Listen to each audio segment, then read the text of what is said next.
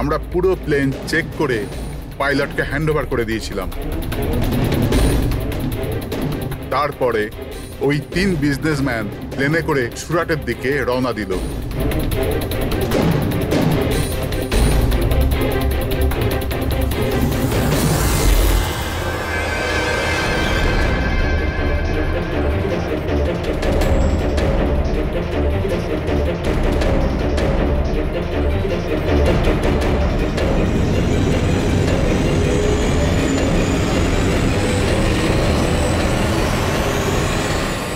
Sir, আমরা take অফের permission রেডিওর ফ্রিকোয়েন্সি থেকে পাই, মেন টাওয়ার থেকে। কাল আমাদের পুরো ইনফরমেশন পাওয়ার পরই আমরা টেক অফের প্রক্রিয়া শুরু করেছি। হ্যাঁ ফ্রেডি,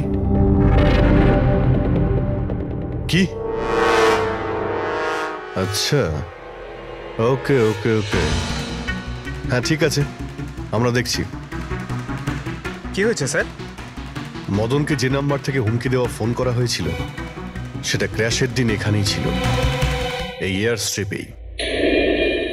স্যার, ফোনটা যদি এখানেই থেকে থাকে তাহলে এটা ভিতরের কোনো লোকের কাজ। কি? হ্যাঁ না স্যার, আমরা কাউকেই কোনোদিন হুমকি দিয়ে ফোন করিনি। তোমরা না করলে কি বাইরের কেউ এসে করে গেছে? এই তোমাদের সিকিউরিটি এয়ার স্ট্রিপের? যদি ওই লোকটা এখানে এসে থাকে তাহলে কিছু না কিছু তো এখানে নিশ্চয়ই ফেলে গেছে। চেক করে দেখি। স্যার, এই জায়গাটা তো পুরো পরিষ্কার। ও যদি কোথাও লুকায় তাহলে ওই হ্যাঙ্গারের কাছে কোথাও লুকিয়েছিল। ঠিক আছে, ওখানে দেখি। আপনারা আসুন আমাদের সঙ্গে।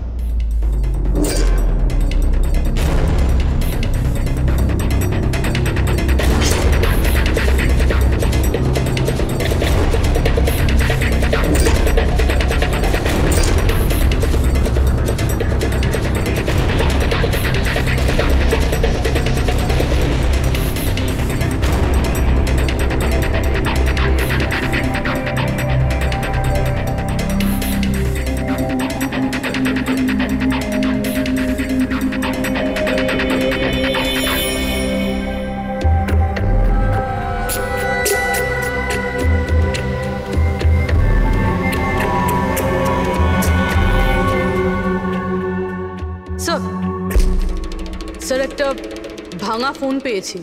স্যার, আমার মনে হয় হুমকি দেওয়ার জন্য এই ফোনটাই ব্যবহার করেছিল। হতে পারে, ইউজ করে ভেঙে দিয়েছে।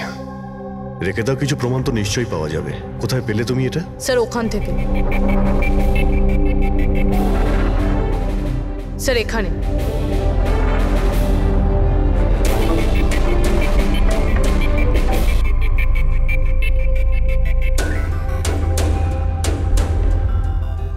স্যার, এই দেখুন, এখানে কানের মতো কিছু একটা দেখা যাচ্ছে। হ্যাঁ, তুমি তো ঠিকই বলেছ। ফোনটাও এখানে পাওয়া গেল, আর এই চিহ্ন। এমনটা নয় তো যে ওই অপরাধী এখানে হেলান দিয়ে ফোনে কথা বলছিল আর আমাদের জন্যে ও প্রমাণ রেখে গেছে এখানে। একটা কাজ করো, এর ছবি তুলে নাও। স্যার, কানের চিহ্ন দিয়ে কিছু বোঝা যাবে? আরে কিছু না কিছু তো পাওয়া যাবে। ডক্টর সালুকাকে দেব, উনি শিওর কিছু করবেন।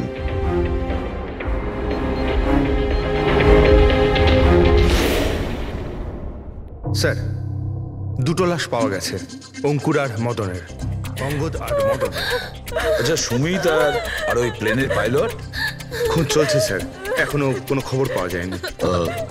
আপনারা প্লিজ কাঁদবেন না, একটু শান্ত হন। দেখুন, আমি আপনাদের কথা দিচ্ছি, আপনাদের স্বামীকে যারা খুন করেছে তারা আমাদের হাত থেকে বাঁচতে পারবে না।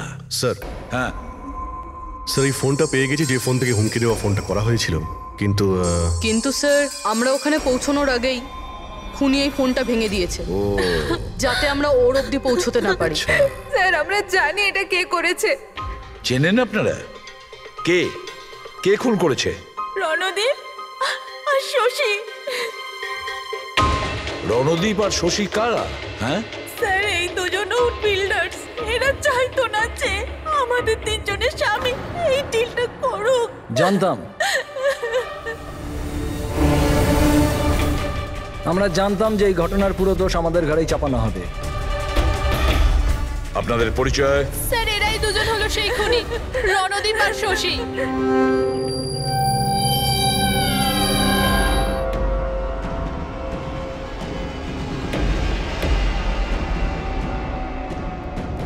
জানি না এই মহিলাদের আমাদের সঙ্গে কি শত্রুতা আছে, যাই হোক না কেন আমাদের উপরই সবসময় দোষারোপ। আর আগেও একবার এরা আমাদের মিথ্যে অভিযোগে গ্রেপ্তার করিয়েছিল। আচ্ছা, কোন অপরাধে গ্রেপ্তার করিয়েছিল আপনাদের? আমাদেরও একটু বলুন। স্যার, প্রথমবার যখন অঙ্কুরকে কল করে হুমকি দিয়েছিল, তো আমি পুলিশে রিপোর্ট লিখিয়েছিলাম এই রণদীপের বিরুদ্ধে। আর পুলিশ আমাকে গ্রেপ্তারও করেছিল, কিন্তু পরে আমি নির্দোষ প্রমাণিত হই। হ্যাঁ স্যার, আসলে ওই হুমকি দেওয়া ফোন ওই গ্রামবাসীদের ছিল যাদের জমি এরা নিতে চেয়েছিল। হ্যাঁ, ওই গ্রামের লোকগুলো তো এখনো জেলেই আছে। তো এই বাজে কাজটা তোমরা ছাড়া আর কে করতে পারে? দেখলেন স্যার, আবার আমাদের ওপর অভিযোগ। যদি আমরাই হামলা করে থাকি তাহলে সিআইডির কাছে আমরা কেন আসবো? কোনো ব্যাপার না, খুব তাড়াতাড়ি সমস্ত সমস্যার সমাধান হয়ে যাবে। হ্যাঁ, কারণ আমরা ওখানে অপরাধীর কানের চিহ্ন পেয়েছি। আর ব্যাস, সেটা থেকে তো আমরা পুরোটা জেনেই যাব যে খুনি কে। এই দেওয়ালে যে কাঁচা রং ছিল, ওখানে এই যে কানের ছাপটা দেখা যাচ্ছে, এই কানের ছাপটা দেখো। কিছু দেখতে পাচ্ছ এতে? ওই কানের প্রিন্টে স্টারের মতন দেখতে কিছু ইমপ্রিন্ট আছে। আরো একটা কথা, এই যে অপরাধী, এ সমুদ্রের আশেপাশে থাকে। এইটা কিভাবে জানতে পারলেন স্যার? আমি বলছি, এই ফোনটা, এই ফোনের যে ভাঙা অংশটা, এর ওপর আমি কিছু সমুদ্রের বালি আর মাছের কাঁটার টুকরো পেয়েছি। আচ্ছা আচ্ছা, তো যখন ওই লোকটা তার জুতো দিয়ে ফোনটা ভেঙেছিল তখন ওই বালি আর ওই মাছের কাঁটা জুতো থেকে বের হয়ে ফোনের মধ্যে চলে আসে। জুতোয় বালি আর মাছের কাঁটা হতে পারে ওই লোকটা ফিশ মার্কেটের আশেপাশে থাকে। এখানে তো দুটো ফিশ মার্কেট আছে, একটা ভার্সোভা জেটিতে আর একটা মার্ড আইল্যান্ডে।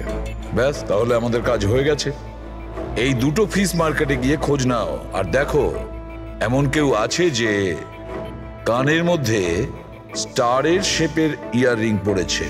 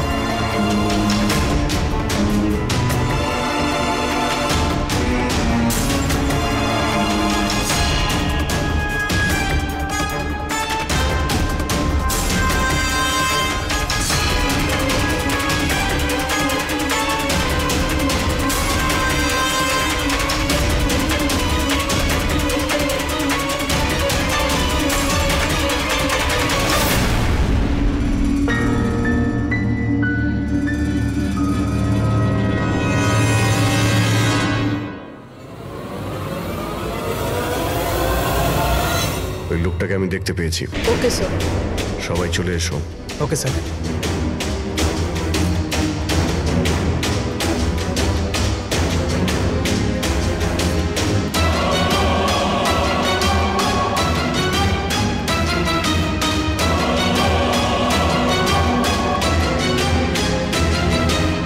কারোর সঙ্গে মিটিং হওয়ার কথা।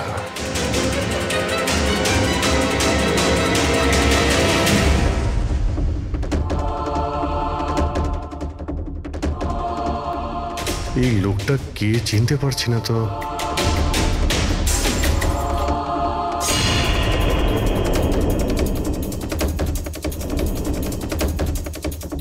স্যার, এটা তো সচিন। এয়ারপোর্ট অথরিটিজ মরে যাওয়া পাইলটদের লিস্টে এর ছবি দেখিয়েছিল। এই পাইলটটা সচিন। এই সচিন বেঁচে আছে? স্যার, ও যদি প্লেন ক্র্যাশে মারা না যায় তাহলে এই এখানে লুকিয়ে কি করছে? তাই তো, সামনে আসছে না কেন? চলো গিয়ে জিজ্ঞাসা করি।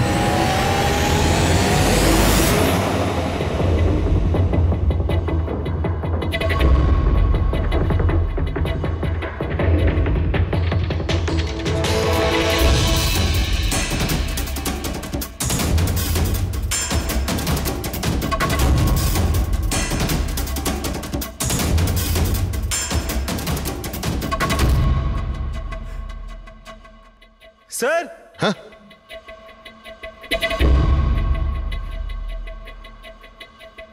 স্যার এ তো মারা গেছে।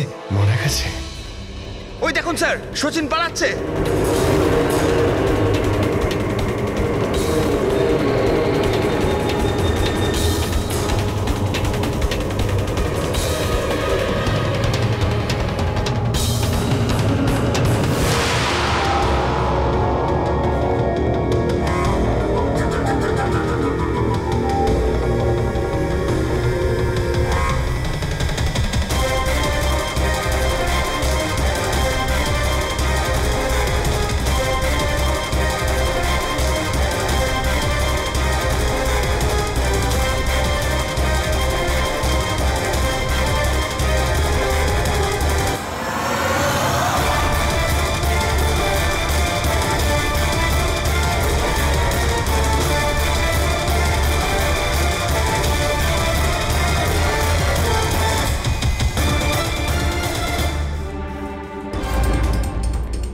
স্যার ওই লোকটা মনে হয় এমন কিছু রহস্য জানতো যেটা সচিন চাইতো না আমরা জানতে পারি, আর হয়তো সেই জন্যই ওকে মেরে ফেললো।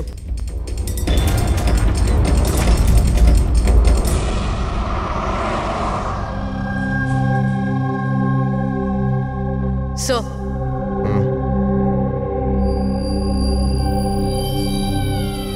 কি জিজ্ঞেস করতে চান আপনি আমাকে? আপনার হাজবেন্ড সচিনের ব্যাপারে। আপনি কি বলতে পারবেন ও কোথায় আছে? এটা কিরকম প্রশ্ন ইন্সপেক্টর? আপনারা তো জানেন কিছুদিন আগে একটা প্লেন ক্র্যাশে। আগে না, সচিন বেঁচে আছে। বেঁচে আছে? আগে হ্যাঁ। আর আপনি হয়তো এটা শুনে খুবই কষ্ট পাবেন যে ও একটা খুন করে পালিয়েছে। এমনিতে তোমার স্বামী সচিন কত টাকা পেয়েছিল এই ষড়যন্ত্রে যুক্ত হয়ে? টাকা? টাকা পাইনি। টাকা যদি পেয়ে থাকতো তাহলে আমি কফি শপে কাজ করতাম না। আর এমনিতেও আমাদের রিলেশন ঠিক চলছিল না। আপনাদের মধ্যে বনিবনা হচ্ছিল না? কি বলতে চাইছেন, মানে জিজ্ঞেস করতে পারি কি প্রবলেম ছিল? দীপ্তি নামের একটা মেয়ে আছে, এয়ার হোস্টেস। অনেকবার বলতো যে তোর সাথে ডিভোর্স নিয়ে ওর সাথে থাকতে চাই। কোথায় থাকে ও? সিঙ্গাপুর। সিঙ্গাপুর? সচিন বেঁচে আছে? এ হতে পারে না স্যার, আমরা নিজের চোখে ওকে প্লেনে উঠতে দেখেছিলাম। স্যার এত বড় দুর্ঘটনায় ওর বেঁচে থাকার কোনো সম্ভাবনাই নেই স্যার। আর ও যদি প্লেন থেকে প্যারাশুট নিয়ে লাফ দেয় তাহলে? না স্যার, যদি প্যারাশুট নিয়ে লাফ দিত তাহলে কেউ না কেউ তো নিশ্চয়ই দেখতে পেত। আমরা কিছু মিস করে যাচ্ছি না তো? কি একটু আগে তুমি কি বললে? কি মিস করেছো? না না স্যার, কিছু না। তোমাদের অ্যাপিয়ারেন্স বলছে যে তোমরা কিছু লুকোচ্ছ, তাই তো? কি ব্যাপার বলো, বলো তাড়াতাড়ি। সরি স্যার, আমরা ওই ছোট একটা ভুল করে ফেলেছিলাম। কিরকম ভুল? স্যার যখন প্লেন টেক অফ করেছিল আমরা ওখানে ছিলামই না। আপনারা এত বড় ভুল কি করে করতে পারেন? হ্যাঁ স্যার ওই প্লেন যখন রানওয়েতে দৌড়চ্ছিল স্যার কিছু বিস্ফোরণ হলো স্যার। কিরকম বিস্ফোরণ?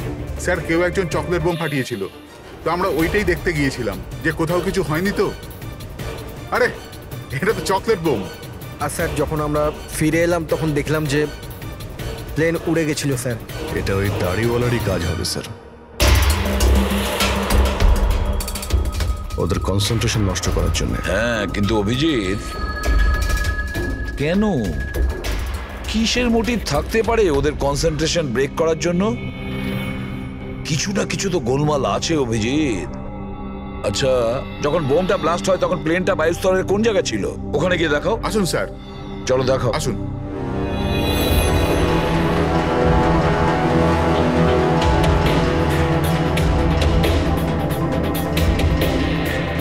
এক মিনিট অভিজিৎ, এ তো রক্ত, শুকিয়ে যাওয়া রক্ত। স্যার রক্তের রং দেখে মনে হচ্ছে খুব বেশি পুরনো নয়, আজ বা কালকেরই। এই রক্ত কার রক্ত? এটা এখানে এলো কি করে? জানি না স্যার। জানি না? সব প্রশ্নের একটাই উত্তর তোমাদের, জানি না। তাহলে জানোটা কি তোমরা? স্যার এয়ার স্ট্রিপের রক্ত মানে কিছু না কিছু হয়েছিল এখানে। এটা তো পরিষ্কার, কিন্তু কি হতে পারে? আর এই রক্ত, এটা কার রক্ত?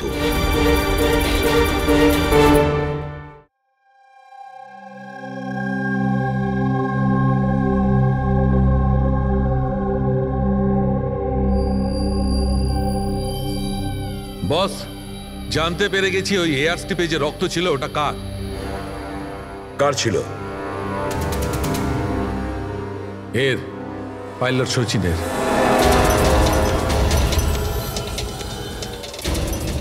পাইলট সচিনের রক্ত? কিন্তু ওর আঘাত লাগলো কি করে, কখন? স্যার, যখন আমরা ওকে জেটিতে দেখেছিলাম তখনও একটা স্লিং ব্যান্ডেজ পড়েছিল, আর ওর হাতে ব্যান্ডেজও বাঁধা ছিল। কিন্তু ইঞ্জিনিয়ার আমাদের এটা বললো যখন সচিন টেক অফের জন্য যাচ্ছিল ও একদমই ঠিকঠাক ছিল, ওর হাতে কোনো রকম ব্যান্ডেজই ছিল না। এটার একটাই মানে দাঁড়ায় অভিজিৎ, সচিনের আঘাত এয়ার স্ট্রিপের সময়ই হয়েছে। প্লেনটা টেক অফ হওয়ার আগেই সচিন এয়ার স্ট্রিপে পড়ে যায়, আর ওর তখনই আঘাতটা লাগে। ঠিক এইরকমই হয়ে থাকবে বস, কারণ এই জন্যে সচিন প্লেন ক্র্যাশে মারা যায়নি, কারণ সচিন প্লেনে ছিলই না। কিন্তু ডক্টর সালুখে, কেউ তাহলে সচিনকে প্লেন থেকে লাফাতে দেখেনি কেন? আরে ওই দাঁড়িয়েওয়ালা ওখানে বাজি ফাটিয়েছিল না ওদের সরানোর জন্য। এগুলো সব সচিন আর ওই লোকটার প্ল্যান ছিল।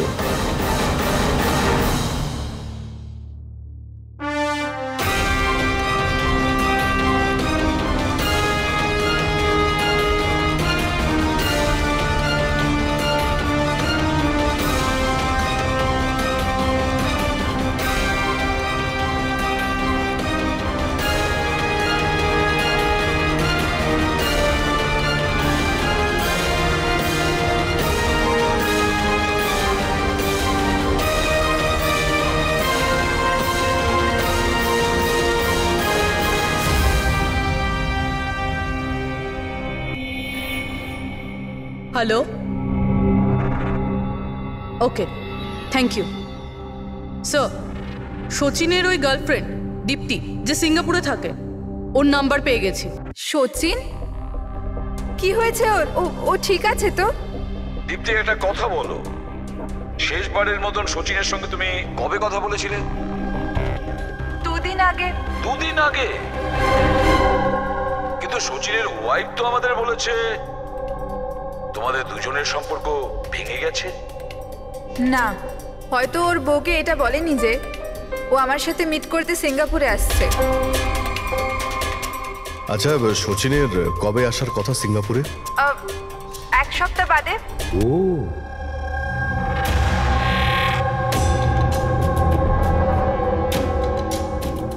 আচ্ছা, আর কি কি কথা হয়েছে তোমার সঙ্গে 2 দিন আগে? ও বলছিল যে ও অনেক টাকা পেতে চলেছে, আর তারপরে আমরা দুজনে নতুন জীবন শুরু করতে পারি। কিন্তু আপনার এইসব প্রশ্ন, সচিন ঠিক আছে তো? ভয় পেও না, সচিনের কিছু হবে না, আর যদি দরকার পড়ে আমরা আবার তোমায় ফোন করব। Thank you. আচ্ছা, দীপ্তি আবার যুক্ত নয় তো এই প্ল্যানের সঙ্গে, এই সমস্ত ষড়যন্ত্রের সঙ্গে? পুরবি, একটা কাজ করো, সিঙ্গাপুর পুলিশকে পুরো ডিটেলস জানিয়ে দাও আর বলো যে ওরা এই দীপ্তির ওপর যেন নজর রাখে। Yes sir. স্যার, হ্যাঁ, সচিনের ওয়াইফের সঙ্গে কথা হলো স্যার। ও তো বললো যে সচিনের পাসপোর্ট বাড়িতেই আছে। কি? সচিনের পাসপোর্ট বাড়িতে? আর সচিন সিঙ্গাপুর যাওয়ার জন্য প্ল্যান করছে? এটা আবার হয়নি তো যে সচিন নকল পাসপোর্ট বানিয়েছে? নকল পাসপোর্ট? আচ্ছা, আমাদের ওই ঘেটু আছে না, ও কিন্তু নকল পাসপোর্টের ব্যাপারে অনেক কিছু জানে। হেড্রিক, একটা কাজ করো, পঙ্কজকে বলো যে সচিনের ফটো নিয়ে যেন ঘেটুর সঙ্গে দেখা করে। হ্যাঁ। Yes sir. আরও একটা কথা স্যার, সচিন যদি প্লেন টেক অফ হওয়ার আগে প্লেন থেকে ঝাঁপ দিয়ে থাকে, তাহলে প্লেনটা ওড়াচ্ছিল কে? আর যখন ও প্লেন থেকে ঝাঁপ দিল তখন এই মদন, অঙ্কুর আর সুমিত এরা চিৎকার চেঁচামেচি করলো না কেন? চুপচাপ বসেছিল কেন? বস, প্লেন থেকে পড়ে গেলে এরকম সুযোগ পাবে কি করে? এরা 3 জনেই তো অজ্ঞান ছিল। কিন্তু স্যার, এরা জ্ঞানটা হারালো কিভাবে?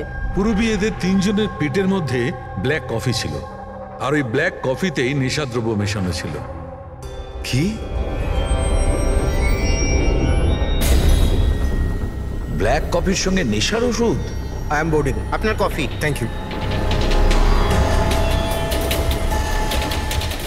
তাহলে নিশ্চয়ই এটা শচীনের প্ল্যানের পার্ট ছিল। স্যার, একটা প্রশ্নের উত্তর এখনো পাইনি। বিনা পাইলট নিয়ে প্লেনটা উড়ল কিভাবে? এর উত্তর হলো ইউএএস, আনইন্টারাপ্টেবল অটো পাইলট সিস্টেম। এই প্রোগ্রাম দিয়ে মাটিতে থেকে আকাশে ওড়া প্লেনকে কন্ট্রোল করা যায় স্যার, যে কোনো জায়গা থেকে।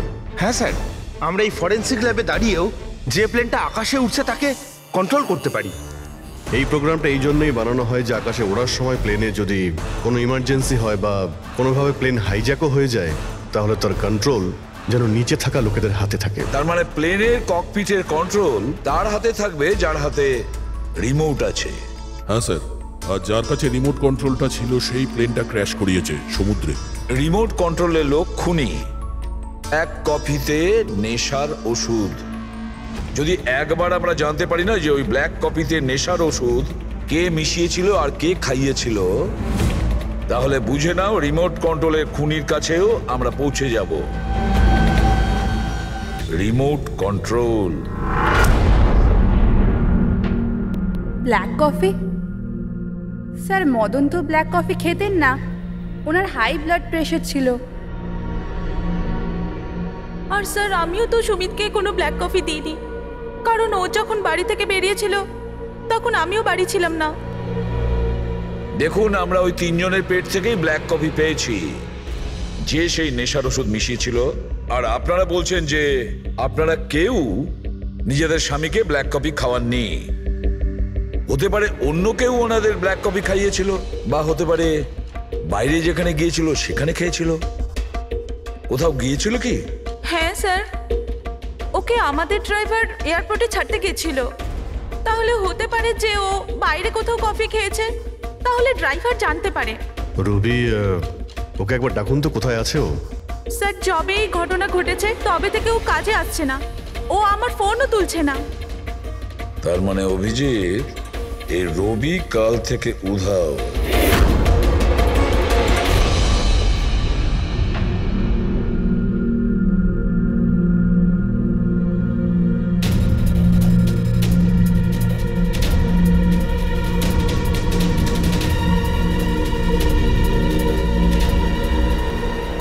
শ্রয়ান, প্লিজ একটু দেখি তো কি হয়েছে এখানে।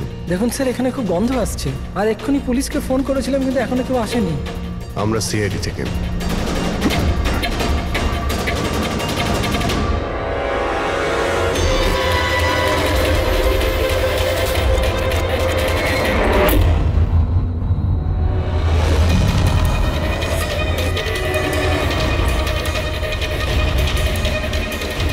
স্যার, আরও একটা খুন।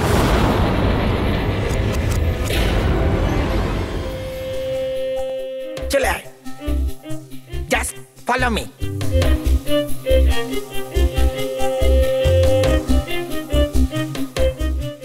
পঙ্কজ, চুপচাপ আমার পেছন পেছন চলতে থাকবি যতক্ষণ আমি এখানে আছি। তোর ঘাবড়ানোর কোনো দরকার নেই। এই যে ঘেটু, আমি না ভয় পাই না, আমি একজন সিআইডি অফিসার। চুপচাপ চল, ফলো মি, ওইদিকে চল।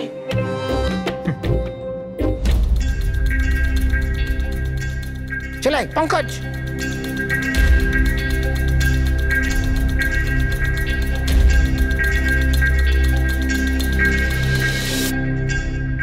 কি বন্ধু, শুনেছি তুমি খুব সুন্দর পাসপোর্ট বানাও।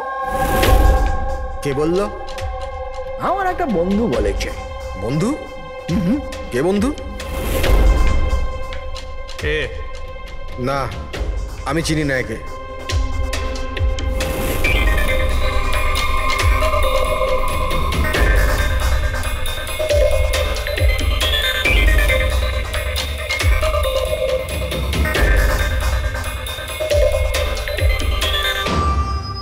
এ তোমার বন্ধু? তোমার কোনো সন্দেহ আছে? খুব ভালো করে চিনি আমি একে। এর পাসপোর্টও রেডি হয়ে পড়ে আছে আমার কাছে। আরে বাহ, তাহলে তো আমারও পাসপোর্ট হয়ে যাবে, তাই না? হয়ে যাবে, কিন্তু দুটো পেটি লাগবে। আরে দেবো তো 2 পেটি। বলো না কি চাই, আম চাই না 2 পেটি আপেল চাই, বলো কি চাই? এ শালা, 2 পেটি মানে 2 লাখ। 2 লাখ? 2 লাখ। চল এটা বল, তোর নাম কি লিখবো পাসপোর্টে? Sub inspector Pankaj, CID. CID? হ্যাঁ, সিআইডি। আরে আরে আরে আমি কি করেছি তোমার? শুধু তোরই নয়, যত নকল পাসপোর্ট বানায় সব ধান্দা বন্ধ হয়ে গেছে। যে প্রশ্নগুলো আমি করব সব কটা সত্যি সত্যি উত্তর দিবি, না হলে 2 লাখ বার উঠবস করাবো, বুঝেছিস? জিজ্ঞেস করো কি করবার আছে। ওর নকল পাসপোর্ট নিতে কখন আসবে? জানি না। জানিস না? আজ সন্ধ্যেবেলা। দেখলে পঙ্কজ, খেঁচুর কামার। স্যার, রবির ঘর থেকে যে বোতলটা পাওয়া গেছে ওখানে ওই নেশার ওষুধটা আছে যেটা সালুমকে স্যার ব্ল্যাক কফিতে পেয়েছিল। ওই রবি ছাড়া আর কারোর আঙ্গুলের ছাপ পেয়েছিলে ওই বটলে? হ্যাঁ স্যার, রণদীপের।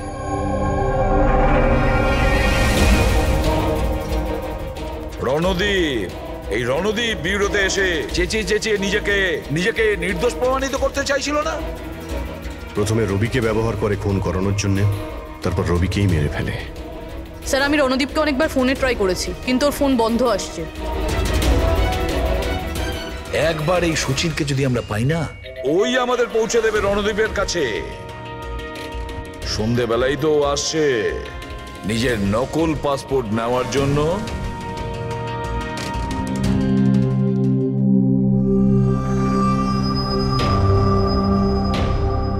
আমার পাসপোর্ট রেডি আছে? হ্যাঁ, তুমি এক কাজ করো, তোমার পাসপোর্ট ওর থেকে নিয়ে নাও, ওর কাছে আছে। আরে ভাই তাড়াতাড়ি করো, আমার কাছে বেশি সময় নেই। সত্যি বলেছিস তুই, তোর কাছে তো একদম সময় নেই। বাস এইটা, এই ফটোটা চিপকে দি। এটা কি ধরনের মজা? মজা নয়, এটা সিআইডির উপহার। সিআইডি? বল, ওই প্লেন ক্র্যাশটা কি করে করেছিলি তুই?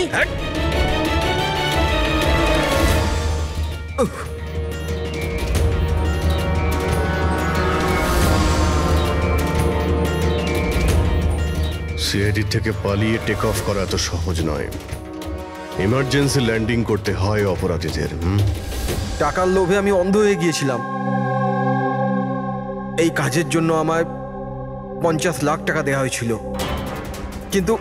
কিন্তু আমি জানতাম না যে স্যার ওরা মারা যাবে। তোকে টাকা কে দিয়েছিল সেটা বল। স্যার আমি জানি না স্যার, আমি শুধু একবার কথা বলেছিলাম ওর সাথে। পঙ্কজ, ইন্টারনেটে ভালো করে দেখুন এই রণদীপের কোনো ইন্টারভিউ পাওয়া যায় কিনা। স্যার, পেয়ে গেছি। আমি আমার সাফল্যের সব কৃতিত্ব আমার কঠোর পরিশ্রম আর না হারা মনোভাবকে দেব। এই পৃথিবীতে কোনো কিছুই অসম্ভব না। আমি কোথায় ছিলাম আর কোথায় এসে পৌঁছেছিলাম। স্যার এটা ওনারই আওয়াজ স্যার, আই এম শিওর এটা ওনারই। গলার স্বর রণদীপের আর ওই শিশিতে আঙুলের ছাপও রণদীপের। রণদীপ?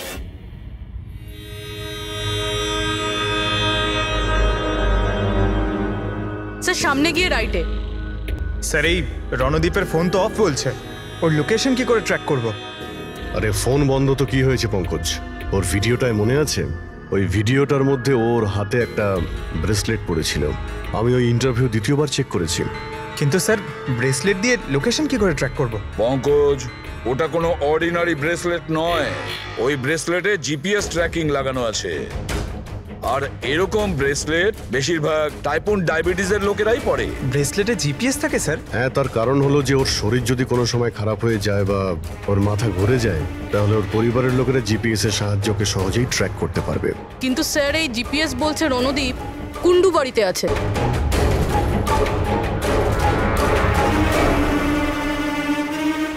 স্যার, এখানেই কোথাও হবে, এইখানেই।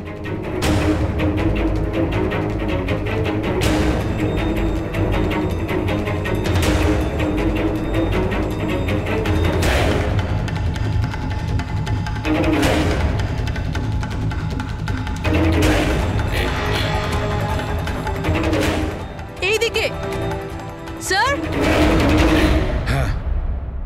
স্যার, এখানেই কোথাও হবে। ওর হার্ট রেট ক্রমশ কমে আসছে। হার্ট রেট ক্রমশ কমে যাচ্ছে। এদিকেই ও কোথাও আছে। দাঁড়া দাঁড়া, এই মাটিটা অন্যরকম মনে হচ্ছে কেন? এই মাটির নিচে আবার নেই তো? হতে পারে।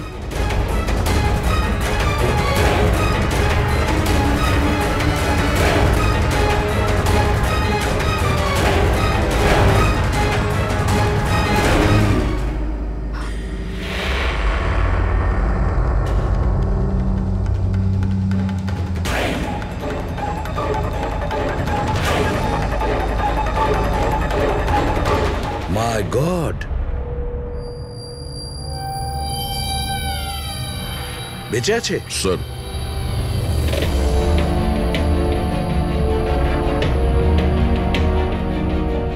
স্যার আমরা তো ভেবেছিলাম যে এই লোকটাই খুনি, কিন্তু এখন দেখছি ওই তো মারা যাচ্ছিল। স্যার আমার মনে হয় না রবির খুন রণদীপ করেছে বলে, কারণ ব্যুরো থেকে বেরোনোর পরে ওর ব্রেসলেটের লোকেশন এখানটাই ছিল, ও অন্য কোথাও যায়নি। তার মানে যে শচীনকে টাকা দিয়েছিল সে রণদীপ ছিল না, অন্য কেউ ছিল। কিন্তু স্যার ভয়েস তো ওরই ছিল, গলার আওয়াজ তো ওরই ছিল। পুরোবি আওয়াজ চেঞ্জ করে কথা বলা কোনো ব্যাপার না। আর আজকাল স্যার এমন এমন মোবাইলের অ্যাপ এসছে যার সাহায্যে যে কেউ যে কোনো আওয়াজে কথা বলতে পারে। কিন্তু কে সে যে রণদীপকে ফাঁসানোর চেষ্টা করেছিল? সে কে ছিল যে কিনা নিজের ভয়েস চেঞ্জ করার অ্যাপ ইউজ করেছিল?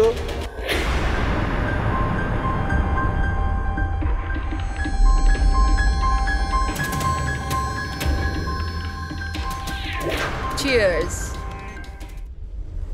হ্যাঁ চিয়ার্স চিয়ার্স। আসুন আসুন আসুন। অভিনন্দন আপনাকে। অভিনন্দন? কিসের জন্য? ওই অ্যাপের জন্য। ওই অ্যাপ যেটা আপনাদের কোম্পানি বানিয়েছে, যেটা দিয়ে যে কোনো মানুষ তার নিজের ভয়েস চেঞ্জ করতে পারে। মানে? হ্যাঁ একবার শুনবেন। তোমাকে তোমার অপরাধের জন্য এবার জেলে যেতে হবে। তোমার অপরাধের জন্য এবার জেলে যেতে হবে। এটা কি ধরনের মজা? এটা মজা নয়। এই ডিভাইস দিয়েই তুমি রণদীপকে ফাঁসানোর চেষ্টা করেছিলে, তাই না? পুরবি অ্যারেস্ট করো একে। চলুন ম্যাডাম।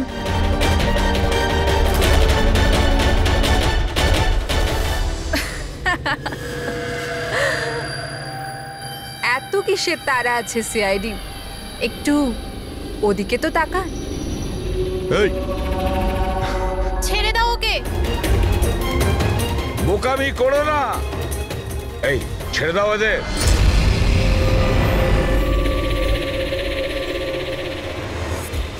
মাই গড, তাড়াতাড়ি ওঠো।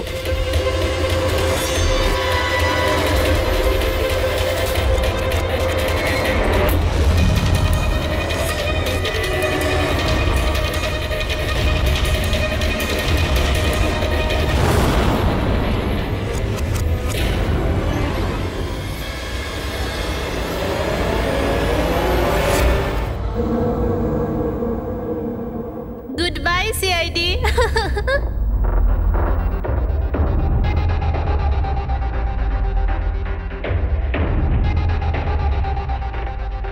ওয়েল ডান গার্লস, আজ পর্যন্ত বড় বড় অপরাধী যেটা করতে পারেনি সেটা আমরা করে দেখিয়েছি। সিআইডি তো পাগল হয়ে গেছে মনে হয়। আরে ওসব তো ঠিক আছে, কিন্তু আমরা যাব কোথায়? অরিজিনাল প্ল্যান তো আমরা ভেস্তে ফেলেছি। ভেবে দেখি, কোনো না কোনো রাস্তা তো পেয়েই যাব।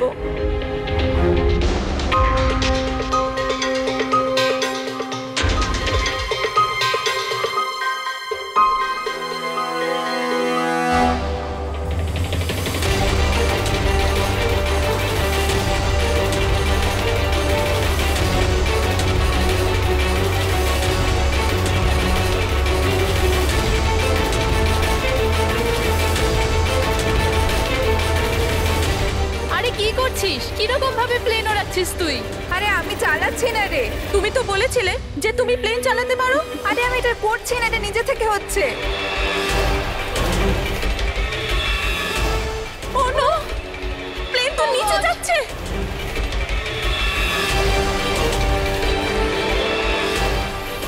মনে হচ্ছে আমাদের ইউএস টেকনোলজি কেউ জানতে পেরে গেছে নাকি? কিন্তু কি করে?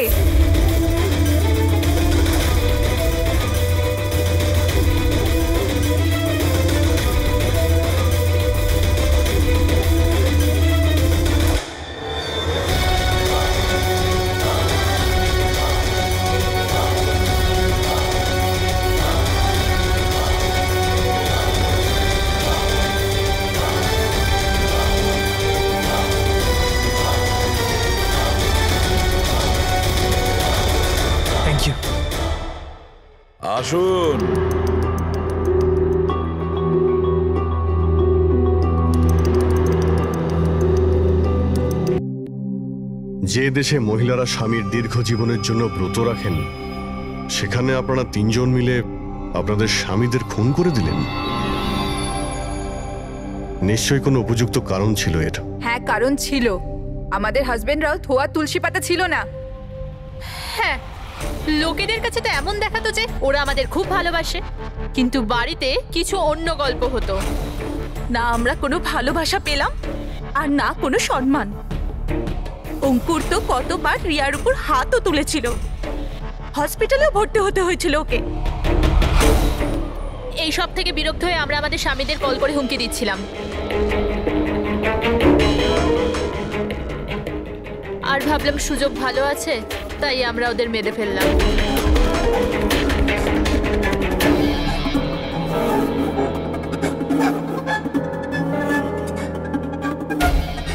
আর ভাগ্য দেখুন, রণদীপ রবির কাছে গিয়েছিল ওই অজ্ঞান হওয়ার ওষুধ নিয়ে, যাতে আমাদের স্বামী মিটিংয়ে পৌঁছতেই না পারে।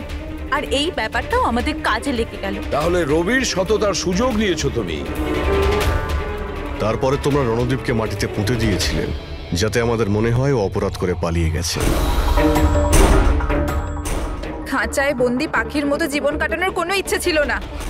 আমরা স্বাধীনভাবে শ্বাস নিতে চেয়েছিলাম। স্বাধীনভাবে শ্বাস নেওয়ার আরো কিছু পথ খোলা আছে ম্যাডাম। স্বামীকে খুন করা সব থেকে ভুল সিদ্ধান্ত। এটা ঠিক করতে যদি স্বামীর কাছ থেকে সরে যেতে, কিন্তু না, তোমরা তিনজন এমন রাস্তা বেছে নিয়েছো যে রাস্তা তোমাদের অন্ধকারে নিয়ে যাবে, আর সেটাও জেলের গড়াদের পেছনে।